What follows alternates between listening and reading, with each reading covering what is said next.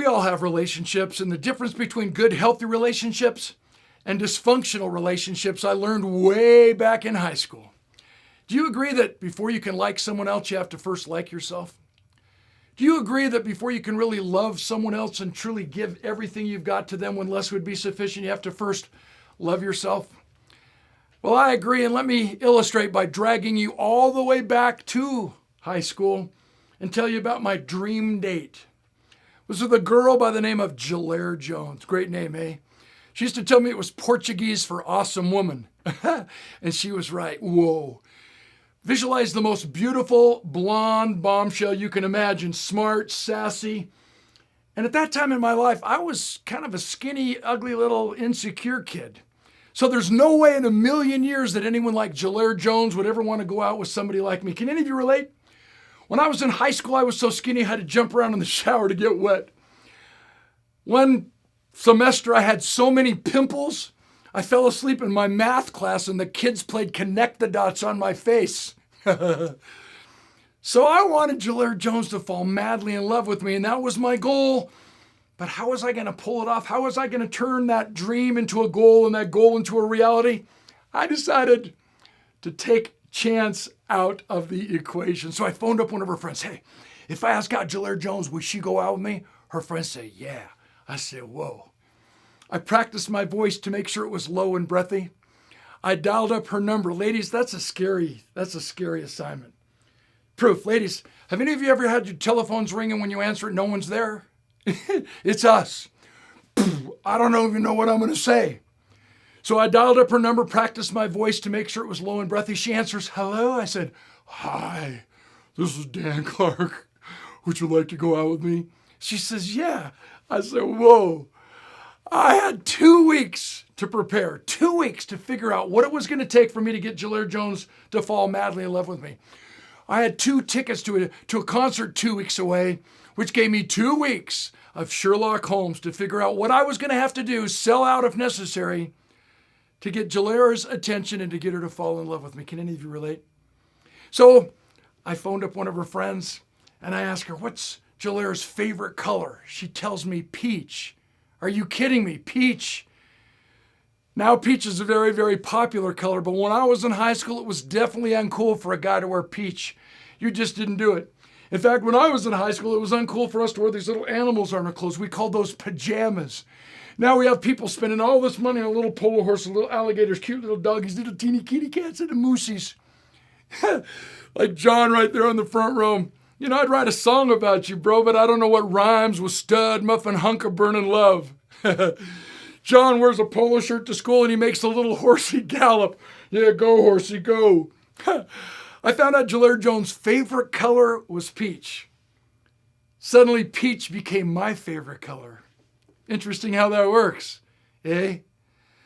I started asking around. I found out Jillair Jones' favorite cologne, some exotic name. I put this stuff on my body. It stunk so bad my nose hairs threatened my life. My ears started to bleed. My nose started to ring.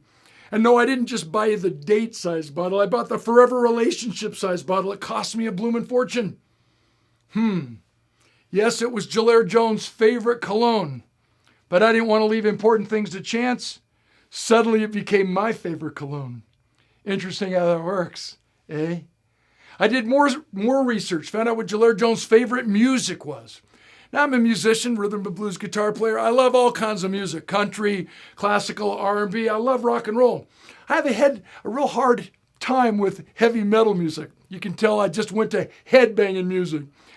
Have you ever listened to this? I'm like, whoa, dude, you wrote that all by yourself? Give you a Grammy. It didn't matter. It was Jillair Jones' favorite music. Suddenly became my favorite music. Interesting how that works, eh? 2 weeks went by. It's finally date night. It's time for me to dazzle Jillair Jones.